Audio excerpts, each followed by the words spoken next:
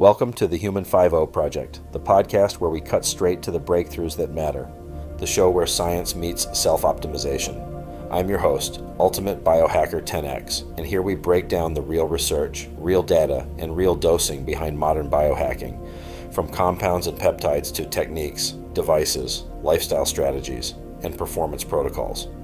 Most people jump in and jump out before they get the gold, so we're keeping it tight and delivering the essential insights you need without the fluff. If you've taken the time to hit play, we'll make sure you walk away with valuable knowledge that can transform your approach to longevity, health optimization, and beyond. Hey, what's up, everyone? Welcome back. If you're new here, I'm Ultimate Biohacker 10X, and this is the Human 5.0 Project, where we cut through the hype and talk human performance, longevity, and biohacking with one rule: straight facts, no fluff, no scare tactics. Grab your water, because today we're doing part 2 on SLU-PP-332. Last episode, we talked about the why people are even interested in this compound, how it's described as an exercise mimetic, flipping mitochondria on like someone cranked on the lights in a gym. Today, side effects, the real ones, the reported ones, the mouse study ones, and the big one that always gets people talking, the heart question, cardiomyopathy. Quick disclaimer, before we dive in, SLU-PP-332 is a preclinical research compound. It's not approved for human use, and most of what circulates online is anecdotal. This is education, not medical advice, and definitely not a how-to. All right, let's get honest. First, we deal with the loudest thing on the internet: stories, DMs, forums, logs. Lots of heat, not always a lot of signal. But patterns do show up, so here are the 3 most commonly reported blips people claim to notice. 1. Mild water puffiness. Some people describe a little soft swelling under the skin, usually early on. Think a 3-day puff, then it fades. Could be hydration, electrolytes, inflammation, who knows? But that's the recurring anecdote: mild and temporary. 2. Flushing. A short warm face moment. Ears get pink, cheeks feel hot, then it's gone. People compare it to a quick niacin echo. Again, reported, not proven, and not universal. 3. Fatigue. If someone gets too aggressive. This is the classic: push too hard, too fast, and you feel like your brain wants the couch for a day. Couch brain, flat, foggy, that kind of language. Whether that's dose-related stress, sleep disruption, blood sugar swings, or something else, nobody can really responsibly say from internet posts alone. And to be clear, you'll also see people insisting loudly that they had 0 side effects. That's the internet in a nutshell. 2 extremes yelling across a canyon. What matters is this: anecdotes are not safety data. They're just clues, and sometimes they're completely wrong.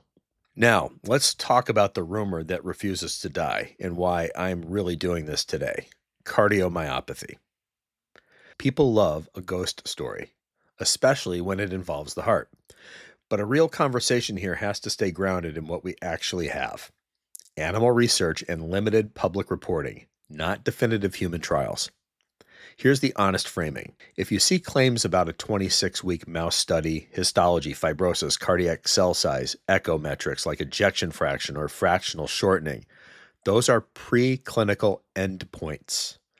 They can be meaningful, but they're not the same as human safety, and they don't replace long-term clinical data.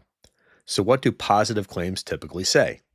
You'll often hear it described like this: in longer duration mouse work, researchers checked heart tissue, sliced, stained, and examined, and reportedly did not observe classic damage signals like fibrosis or pathological enlargement. And you'll see some people repeat performance-style metrics like improved pumping measures on echocardiography, suggesting the hearts looked functionally better than controls. What's the proposed mechanism people point to? The theory is metabolic. Shift the heart toward more efficient fuel use, especially fatty acid oxidation. You get more steady burn and less metabolic chaos. But here's the key: even if all of that animal data is accurate and well run, it still means only this: in mice, under study conditions, major red flags were not obvious, at least by the measures reported. And that's encouraging, but it is not a green light for human safety. And if you're hearing anyone speak in absolutes, 0 risk, guaranteed safe, no cardiomyopathy, period, that's not science, that's just marketing. You'll also see claims that the usual lab suspects didn't move much in animal summaries. Troponin and injury markers, often described as unchanged. Inflammation markers, described as flat. Liver enzymes and kidney markers, described as unremarkable. Hormone axis effects. Some summaries claim no obvious disturbance in certain reproductive hormones. Again, it's all preclinical territory, and it depends heavily on study design, dosing, route, species, and what was actually measured and published. So what do we do with all of this? Well, here's the calm adult conclusion. Human anecdotes suggest a handful of mild, short-lived effects for some people, but anecdotes are noisy. Mouse data can be reassuring when it shows no major tissue damage signals and stable biomarkers, but it's still not human evidence. The heart rumor makes for clicks, but the honest answer is we don't have definitive human safety data, especially long-term. If you care about your health, the smartest move is simple. Don't treat research compounds like supplements. And if you're ever worried about your heart, don't guess. Get real clinical evaluation from a licensed professional. All right, next episode, we'll turn to the gluten misinformation debacle. Until then, be skeptical, be evidence-driven, and don't let the internet replace your vital signs. And if your ears ever turn lobster red, congrats, because you've unlocked the mystery flush achievement of SLU-PP-332. Curiosity is free, and I'm out. Thanks for listening to the Human Upgrade Project. If you found value in today's episode, share it with someone who's ready to elevate their biology. Make sure to follow the show for weekly deep dives into peptides, protocols, devices, lifestyle strategies, and the science of high-performance longevity. Until next time, stay curious, stay optimized, and stay 10x.